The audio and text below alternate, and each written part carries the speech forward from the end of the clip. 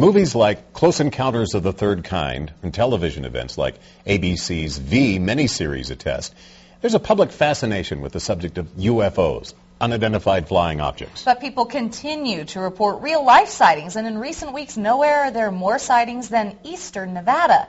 KOLO 8 News Now's Ed Pierce spent the weekend in White Pine County investigating the strange lights being seen there. And Ed, this sounds like kind of far out there stuff, Yeah. but you have multiple witnesses and at least one piece of video. A short piece of video, which we will show you. These people aren't sure just what they saw, but they're sure they saw something, and it was unlike anything they'd seen before. Ely sits in one of the most isolated corners of the state. The nearest communities of any size are hours away in any direction. If you live out here, chances are you drive a lot and you work outside. Away from civilization's light pollution, the night sky is as full of stars as the landscape below is empty. You take note of anything out of the ordinary, and lately people here have been seeing some strange things in the nighttime sky. Highway 93 runs north and south through Steptoe Valley. 60 miles north of Ely is Lagos Junction, a pair of streetlights and the occasional car or truck, the only interruptions to the darkness and silence. Late the night of October 2nd, Sean and Heather Morrison and their son Travis were driving back from Wells. And I caught it out of the corner of my eye, thought it was a shooting star. But it wasn't moving. And I'm looking at him, he sees it out my window. So I turned and looked and caught just the tail end of it right before it disappeared. They watched the lights, stationary, seemingly hanging in the sky, blinking off, then reappearing. With a mixture of growing excitement and curiosity, they pulled off the road at the junction. Heather reached for the only operating camera she had, an inexpensive digital model meant to take still pictures but capable of recording brief clips of video. The handheld video is shaky, the lights almost beyond the camera's capabilities.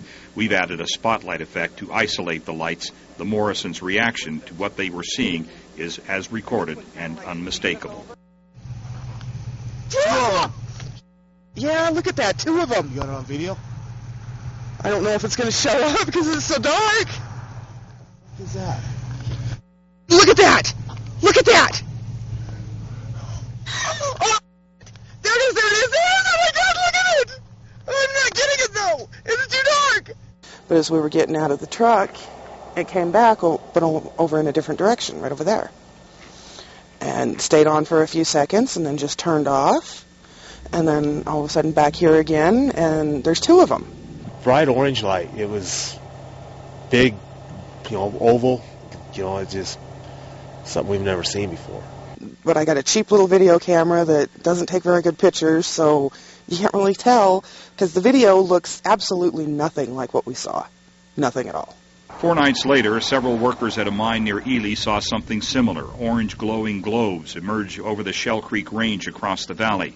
And then they saw something different. Instead of being orange like the others, this one was red. It was almost like it was a rocket. And it actually looked like, I don't know, sparks coming off the tail end of it. And these lights didn't remain hovering. They accelerated extremely fast. I mean, they really accelerated fast. This witness was one of a standing room only crowd who gathered Saturday night at an Ely motel to hear a presentation by Mark Easter, a field investigator and the public relations director for the Mutual UFO Network, or MUFON. Drawn by the Morrisons' report to the MUFON's website, Easter hoped others might come forward. They did, including this man who works in Railroad Valley in neighboring Nye County. Returning from Ely one night recently, he saw orange lights and something else. It was like amber lights lined up just in a row. It looked to me like one large object with just all these lights on it. None of these people are sure what they saw, but they are sure they saw something, and they are sure it was like nothing they'd ever seen before. I can't even...